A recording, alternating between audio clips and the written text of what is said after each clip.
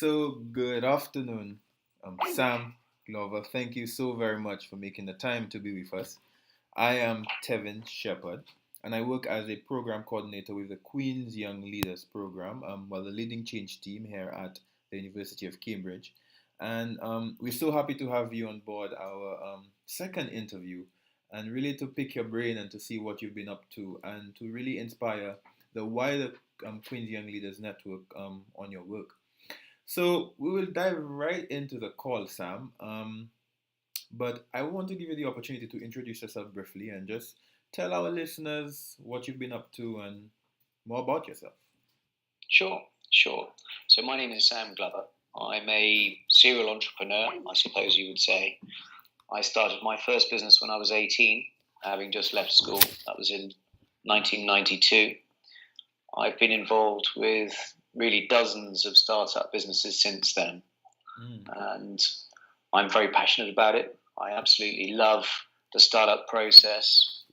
I've been fortunate to have some successes, and I've also been fortunate to have a few challenges as well along the way. I now find myself involved with various different businesses, mainly with a technology focus. And so I'm always looking for great teams to work with and new technologies, new ideas to help develop. And that's really what I do now. Nice. That's very interesting, Sam. And reading your biography, one thing which stood out is just before we go into the questions, you began a business at 18 in your bedroom. This is outstanding. I mean, tell us more. What inspired that? What what inspired that?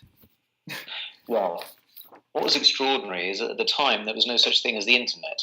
So in 1992, you didn't really have the ability to connect machines together in the same way as you do now. But I had a games console, and that games console, which you may or may not be familiar with the name, was an Atari. Okay, and Ataris had the ability to you slotted in a cartridge and you then played that game, but you had to go and buy another game. You had to go to the store, buy another game, and then you could play that game. Sega were the next round of video games consoles, and similarly, you had to buy cartridges and you'd put those in the machine. And about this time was the invention of the modem. And the modem at the time was a device that you connected to a telephone line, and it was able to communicate in data rather than voice over the public switch telephone network. And this was a bit of a revolution. And it's very simple. What we thought was that you could connect these games cartridges together, and in so doing, you would be able to download a new game to the console every time you wanted to play it. And it was really as simple as that. Of course, the extension of that then was to be able to download movies, or indeed to use this device to connect other things, like even your electricity meter or whatever, anything else in the home that you might want to connect to a central place. It sounds like these days that sounds like a very easy thing to do, but back in 1992, before the internet, that really was quite a revolution. So the challenges, to answer your question, the challenges really were technical, and they were really, really challenging, because the amount of data that you could transmit over the telephone network was extremely limited. But also at 18 years old, you really don't know how business works, or at least I didn't. Increasingly, I have to say, those young people that I meet now at 18 are much more savvy than I think I was at the time. They really do have a good handle on actually how to put a deal together, for example. And I thought I knew, but it probably took me a bit longer than I anticipated, really, just to understand how a deal works, what's fair, what's reasonable, what the value of my proposition was. It's a very difficult thing for people to understand, really. What's the true value of this thing that I've created? And then, of course, the really difficult thing is how to fund it. And that's, most people have a challenge with that. That's where do I go? I know I've got to invest in this thing. I know I've got to spend some money on this thing. Where am I going to find the money for it? So that's probably the biggest challenge of all. Nice. Now, I want you to hold that thought on investment, because I have a question for you from one of the Queen's Young Leaders on investment. But Just before we move forward, Sam, I want to know, on your journey, you've been so successful in entrepreneurship. How do you convince people to come on board with you? And what has been some of your challenges? What has been some of the wins and some of your challenges? Okay, so the biggest challenge is really in any early stage business or in any project, really. It's not just because a startup business or any business is just a collection of projects. Mm-hmm. And the biggest problem with any project is that you get slippage or you get delays in the project. Mm-hmm. And the main reason for that is that you have other people or other parties involved.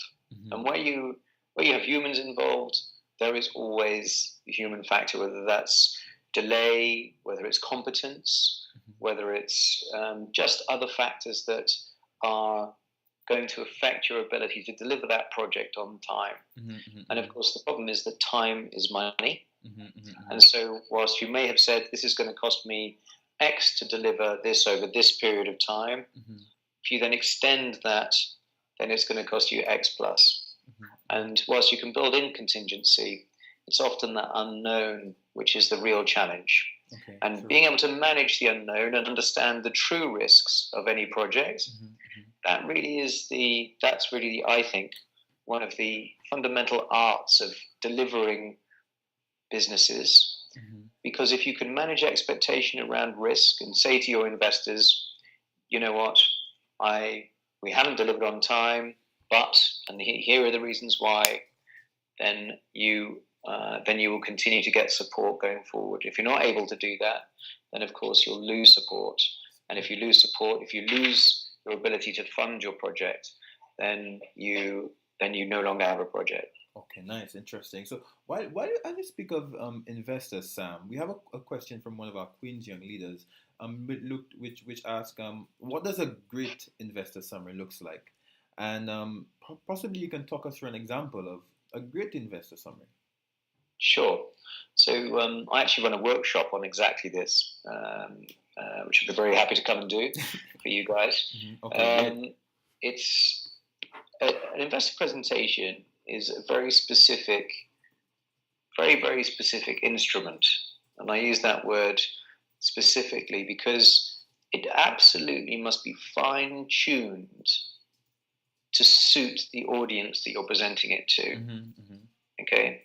Now, every investment would attract a slightly different type of investor. So you might have some investors who are particularly interested in technology, or they say that they might be particularly interested in high growth or consumer, mm-hmm. or whatever that might be. And so in presenting your proposition to them, you absolutely must know what it is that they're looking for. So some people are very focused on the numbers. Other people are very focused on the risks. Mm-hmm. So you've got to be able to set out in the most succinct way possible. And I mean, people have different ideas about this, but in terms of an opening presentation, so the first piece of material, the first material that you send to a prospective investor, I would say you don't want it to be more than probably 4 slides. Okay. 4 slides. And your full presentation, I have a framework that I use, and indeed I recommend to other people, and I would say that's probably no more than realistically, really 13, 14 slides at the very most. Mm-hmm. And that includes executive summary, description of the product or service, description of technology, if there's technology involved, or the how it works, and some analysis of your competition. You must include that. Some detail on the team, obviously your financial information, so forecasts, some summary of costs, how you're going to spend this money, what the funding offer is, etc., etc.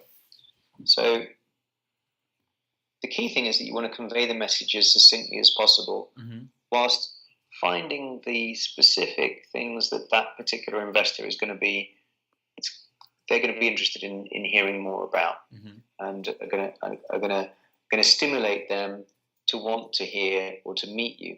Mm. Because really this document is only really to get them to meet you. Nice. Because once you've met them, it's down to you really to sell you and your team's ability to deliver this project. And first and foremost, investors really buy you. They buy you and your team. In your team. And so the important thing is you've got to get in front of them. Nice. That's very interesting. And of course, thank you for the offer of delivering this in this workshop. I'm sure we will definitely consider that, and we will be in touch with you. We'll be going to hold you to. We'll be holding you to this, Sam. But because a lot of our Queen's Young leaders, they come from different backgrounds. Some do work in climate change, some do work in poverty alleviation, and we've realized that there's an increase in social businesses. Looking at developing an investor summary or an investor pitch, how is it different for social businesses, or does it follow the same procedure? Well, it's a very good point, isn't it? Because again, you need to understand what is the motivation of the investor to provide this funding. So if it's a not-for-profit organization, then there needs to be some other motivation other than profit. Okay, so identifying investors who first of all, they must have this investment available. Okay, so you've got to qualify them the same way as you would do any other sale. So you've got to qualify them as being interested and capable of making an investment in a not-for-profit business like this. Lots of businesses have social funds available, or funds available for social responsibility, or projects related to social responsibility, and lots of other organisations do. And it's a question of identifying those and aligning really what your organisation is going to deliver with whatever objectives it is that they are seeking to achieve through that funding or through the application of that funding. True. Okay, that's very useful. But let me just pick your brain a bit further on that point, especially on that social business perspective. For example, some say a QYL is doing some work in climate change, and may, for example, find an investor who is a private sector investor who invest in that social enterprise. But on the other hand, that individual receives a grant from the UN to implement a project. How do you mitigate through, or how do you manage these expectations of these two investors, one from a grant perspective and one from the private sector, which ideally is for a for-profit cause? So that's a very good question. You usually find that there are certain success criteria that the grant funder are seeking for you to deliver in order for you to be able to draw down their funding. So whether that's the number of employees that you're able to attract in a particular region, or whatever that impact is that they're seeking to, whatever their goal or their objective is.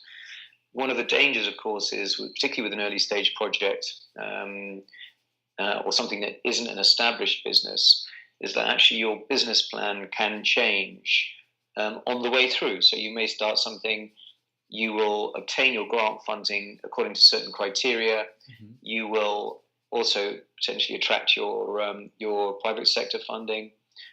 Private sector funding tends to be much more flexible. Just as I was saying earlier on, projects change, there are delays, things happen. If you go back to your private sector funder and say, look, things have changed, we need your continued support, this is the reason why it's changed, you generally find that private sector funders are very happy as long as your communication with them is good. If you go back to a grant funder, you will often find that if you changed any of the criteria, then it may actually mean that you can't download or draw down the remainder of your funding. In fact, you may even be on penalty. And so it is very important to constantly communicate with both of these different types of funders, and ensure that all the time, really, you're doing what they need you to do to ensure that they can meet their obligations under whatever those criteria are. So you really need to listen to what sort of objections they may raise throughout your process, and then you need to adjust your plan accordingly. Oh, nice. That's very interesting. But just before we move on, Sam, for the purpose of this call, because some Queen's Young leaders are keen on entrepreneurship, but I think just to establish, probably you want to walk us through, explain to us what is a funding offer. Okay, so so if an investor, you've been successful in pitching to an investor, and generally speaking, I personally like to work the other way around. I like to structure. If I'm raising money from investors, I like to structure my offer to the investor and say, this is the criteria, this is the framework by which I'm seeking to attract funding. And so that would normally have a valuation associated with the business or the proposition.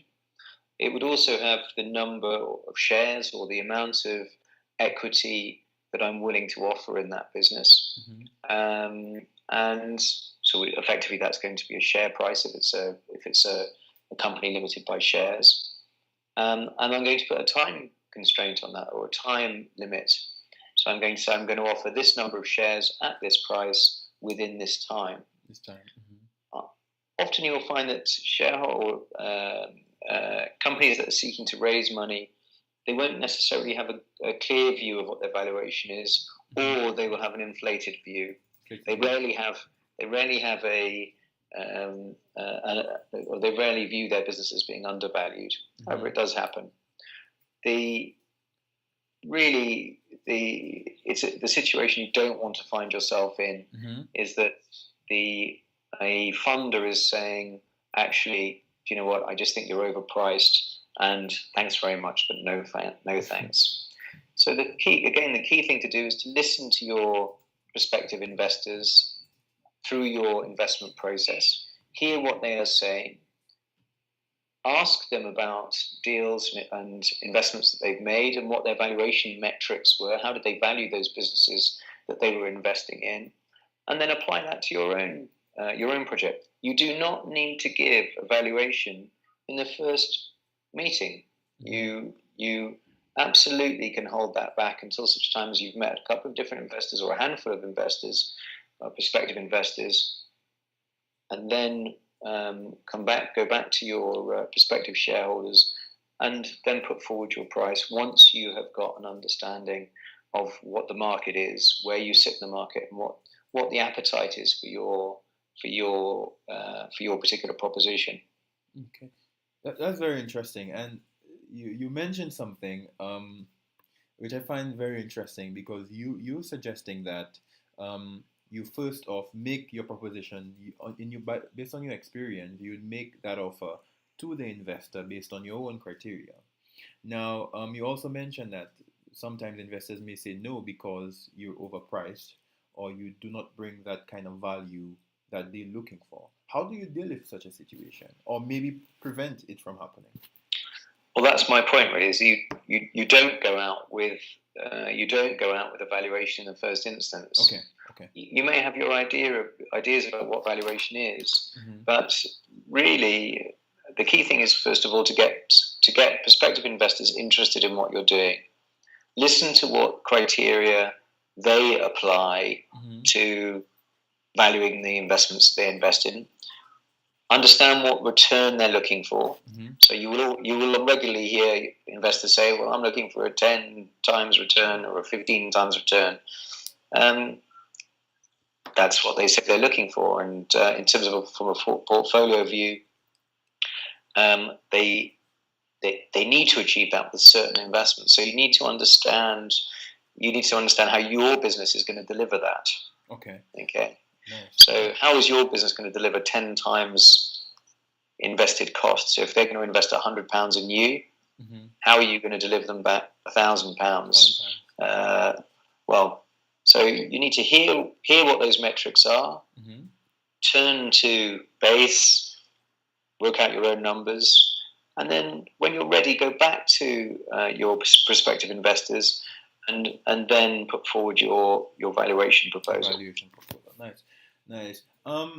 Let's just take 2 steps back from the technicality of investment. And I want to find out from you, Ideally, when you're building a business, you build it with a team, and there needs to be that level of emotional intelligence as a leader.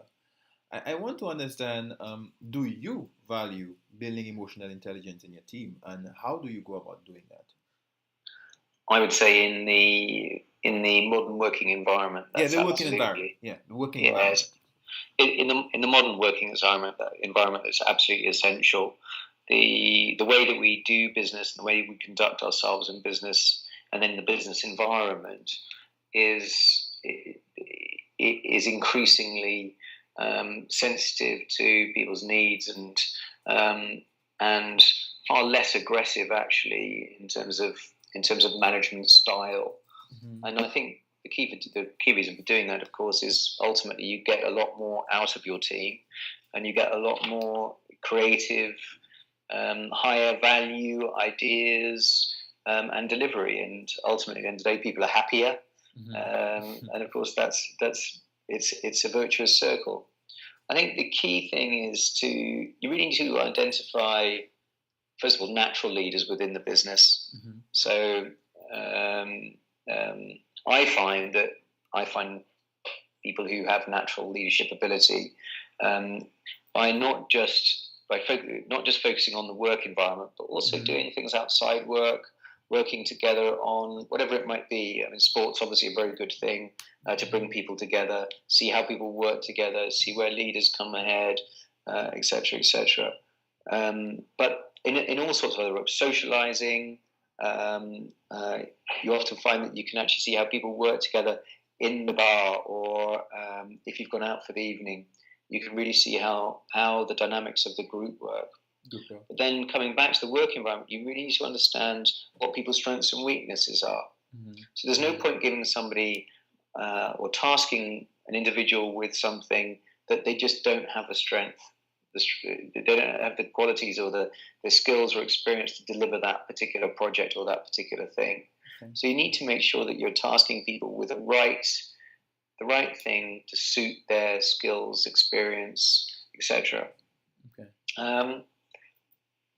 Once you know that, Mm-hmm. then really what you need to do is to inspire people to actually deliver this thing that you've asked them to do. Uh-huh. And I think you do that in two ways. Very important. You must give people the big picture, but not too much of the big picture, because there's the big sort of vision, which Mm-hmm. is great, but ultimately people like kind of small snacky tasks. And if you can inspire somebody to deliver well in the small snacky task, Mm-hmm. then you'll find that you get a good rhythm going where people get a real good sense of achievement in the short term, and you can then build up momentum. People start to listen to each other when they start to succeed in their roles. Mm-hmm. People have respect for each other, for each other's opinions, etc., etc. And that's really what you're trying to develop, isn't it? You're trying to develop a working environment where there's no blame developing. Okay, people get stuff wrong. I get stuff wrong all the time, but it's easy for one of my colleagues, a member of my team, to turn to me and say, "Sam, you know what? I don't think you did that right."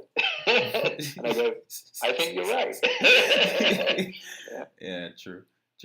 That's very interesting, and I think while we're on that question of teams, I would want you to weigh in on that discussion, because a lot of the time, you have, for example, in a social enterprise environment, you have some individuals who work within the organization are working on a voluntary basis. Um, I mean, how do you manage these individuals' expectations? How do you ensure that they work at optimal productivity? Well, that's there are many different issues associated with people volunteering, of course. Not least that actually people who volunteer often can be the most enthusiastic, and but not necessarily the best focused, because they sometimes feel that they're outside the usual management structure or structure of the particular project. And of course, that's key. You've got to bring them within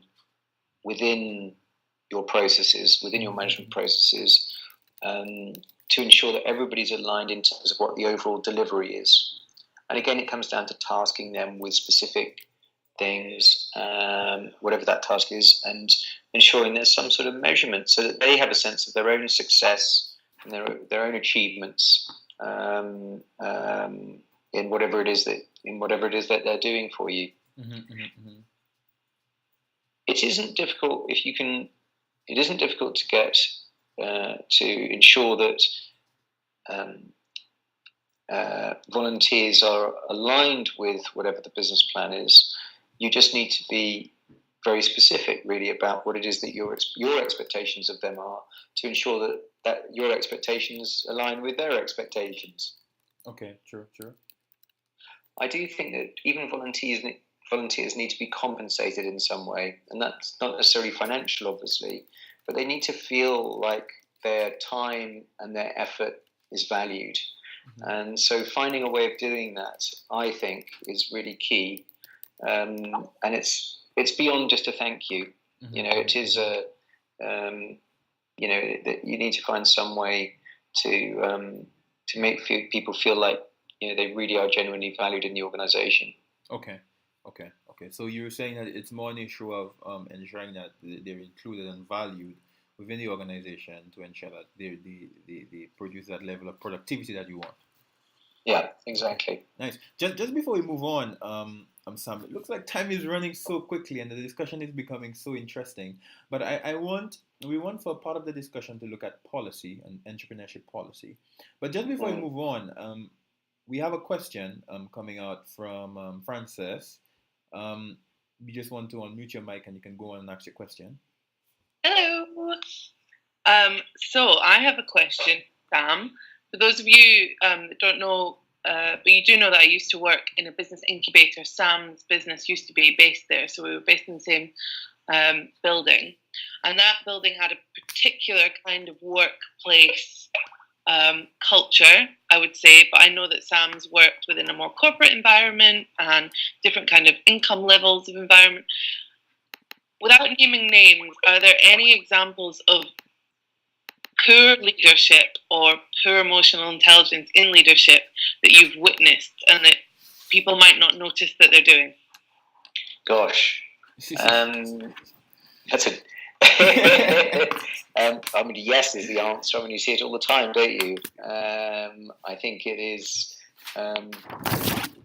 It's very difficult because, of course, we've been through an enormous transition over the last really 10 years at the very most, moving towards a more emotionally intelligent environment. But there is certainly a legacy, I would say, in pretty much every organization, and not just in business, but in all walks of life, where people can be dictatorial, they can be autocratic, they tend to, certainly if they feel under threat, they can tend to become extremely isolated in their own activities and their own objectives. They can become even resentful of help and assistance and support from others. And it's quite difficult once those things have started to work their way into an environment, into a working environment. They really can contaminate that environment, and they're quite difficult to then to get rid of, to work through. Unfortunately, sometimes that means that those individuals can't stay within the organisation because you can't turn them. But if you can do that, then obviously that's the best at all. That's a great outcome if you can get people to understand that perhaps they're not under threat, even if they're a leader within the organisation. You quite often find that if you get talented people coming in below the leadership level, then a leader can feel quite threatened, and they become not so efficient, perhaps, or not so good in their role any longer. Nice. Does that answer the question, Francis? Yes, that's great. I think you're right. I think that the transition from being the superstar solo entrepreneur to somebody that starts building a team and then not all the credit goes to you, because you have this team and you have a role that's dual. You have to lead that team, but also there's something in you as that solo person that still needs to keep proving yourself. And I think that's a really valid thing that we don't often talk about. So thank you. Nice. Thank you very much, Frances. Just before we move on, Sam, to the last 5 minutes of our conversation, we have a question from Emma Dix, and she's asking, I have a question on previous topic of I'm looking at investment. She wants to go back to the topic of investment. What advice you would give for finding angel investors and how to approach them? What offer to make? Well, finding individual angel investors is quite difficult. However, approaching angel groups can be extremely tough, and you've really got to be well practiced and well rehearsed, and you've got to be pretty tough to stand up in front of large groups of angels who sometimes can find that it is sport to undermine somebody's proposition, or to frankly not necessarily be that supportive, or potentially not have the real intention of even investing. I've stood in front of groups where actually probably only 50% of the people there actually are really interested in making investment, and the others are having a nice day out. However, if you find the right angel groups, and there are some really excellent angel groups out there, then they are extremely supportive. Often members of the group will have been standing in the same position themselves, and probably still do. And they are, and it's those groups that you want to find. Now, there is a register of angel investors in the UK, angel investor organisations that you can access. It's readily available on the internet. There is an association. I strongly recommend you do that. I would then look at the types of investments they've made. I would contact whoever the coordinator is at those groups and discuss your proposition with them and how it would fit with their existing portfolio. I would very much talk to them and try and understand what their process is. Often the investment process that these groups employ is not necessarily conducive with, frankly, attracting investment. It can be extremely rapid fire and quite tough, actually. But again, if you find the right fit for you, then you're going to find access to good investors. I strongly recommend that you use LinkedIn. I would find individuals who put themselves out as angel investors and who have specific field experience or industry experience in whatever sector it is that you're operating in. And I would talk to people. If you put the message out to the universe that you're looking for investment, and you've got a really good elevator pitch, this is what I'm doing, this is what it's about, this is what the challenges are the challenges are that I'm overcoming, this is what the market is, this is what I'm seeking to achieve, and you can get that out very succinctly, then you'll find that if you speak to enough people and speak to the right people, then you'll get introductions to investors. There's a lot of money around at the moment which is looking for a home. Interest rates are very low. EIS and SEIS is a fantastic scheme here in the UK for those people who are raising money in the United Kingdom, and that is a massive advantage. Cannot be underestimated what an advantage it is to offer your proposition as an EIS or SEIS investment. Nice. Thank you very much for that question, Emma, and thank you for that response, Sam. And I want again to shift the discussion to policy. We have maybe about 3 more minutes to see how we can get an answer in. Sam, a lot of the time we see that governments are responsible for creating the enabling environment to promote entrepreneurship. If there's not the right policies, if the interest rates, as you mentioned a while ago, are not low, then you have problems. where do you see government in all of this, in this food chain or this entrepreneurship chain? And do you think that they are responsible for creating the enabling environment to promote entrepreneurship? For sure, And for what, sure. probably before you go, maybe you can also answer this question by also answering what can an advocate, someone who's advocating for entrepreneurship policy, what should that person speak to? What should that person encourage? Gosh, well, I mean that's a very big question. I mean, fundamentally, funding and skills is obviously at the core of this. And with skills, the subtext of skills is really an environment in which skills can be developed, shared, and those resources. I mean, for example, Francis mentioned that we have previously spent time in an incubator or at an incubator together, and those sorts of platforms are hugely valuable to smaller businesses, whether it be an individual who's got an idea and they are looking to develop that into a proposition, right the way through to a team of guys who've got a proof of concept and they're looking for a home, they're looking for somewhere to share ideas, and they're looking for somewhere to base themselves and start to build their investable proposition. Then those sorts of environments are incredibly valuable. But I really think there is a significant gap at the moment in really in real life education. The notion of becoming an entrepreneur is a relatively new vocation. Okay, in 1992, when I said I want to be an entrepreneur, people looked at me very peculiarly because it just wasn't something that people did. Whereas now, of course, it is genuinely a potential vocation. I mean, it's something that you can really do as a career.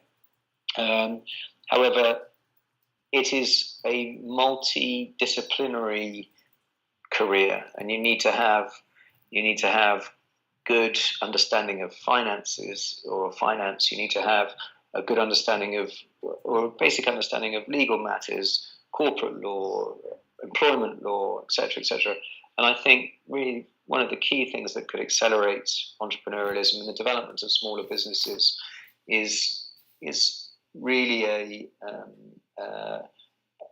basic grasp of these various different principles. And I think there is a shortage of that currently in if you like in the ecosystem that is. Okay, nice. I mean that was a very comprehensive answer for a big question. Nice.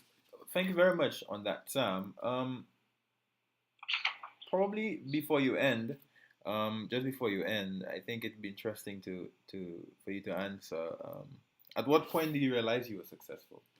And probably you can add anything else from then. Gosh, well, don't modest. I think through your career, and as I said, choosing to be an entrepreneur is one thing, and I guess to a greater or lesser extent, you've got to at some point say, I want to be an entrepreneur to do this sort of stuff, right? But from time to time, we all hopefully have successes, and those are small things that mean that you feel successful about that particular project. Okay. But I have to say, sometimes, and this may sound a bit narcissistic, but actually sometimes when it's hard, that also feels like a great success, because to overcome some of the bigger challenges, things are tough. If it was easy, everybody would be doing it, and it isn't easy. Not everybody is doing it, and so when you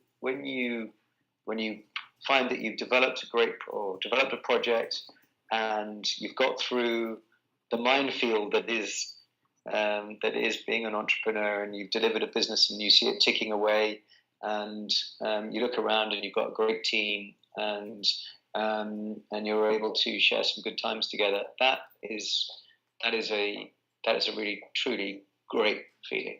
Great feeling. Nice. That was a very good way of closing our call, Sam. Thank you so very much. It doesn't look like we have any more questions based on our chat, but thank you so very much, Sam, for making for being on this call to share your experience as an entrepreneur. Thank you very much. Yeah. So, great pleasure. Yeah, definitely. Have a good evening, and we will be.